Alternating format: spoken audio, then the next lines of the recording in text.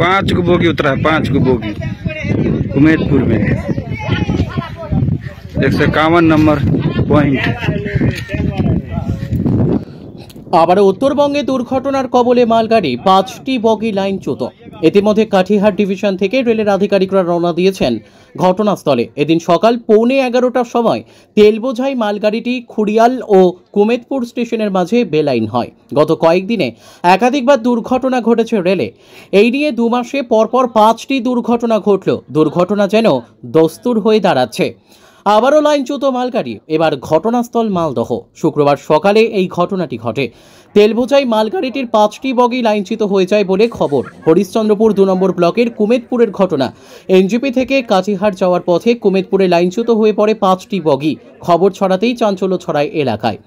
17 June রাঙ্গাপানিতে দুর্ঘটনার কবলে পড়ে কাঞ্চনজঙ্ঘা এক্সপ্রেস। দুর্ঘটনা ঘটে ছাতারহাট রাঙ্গাপানি স্টেশনের মাঝে।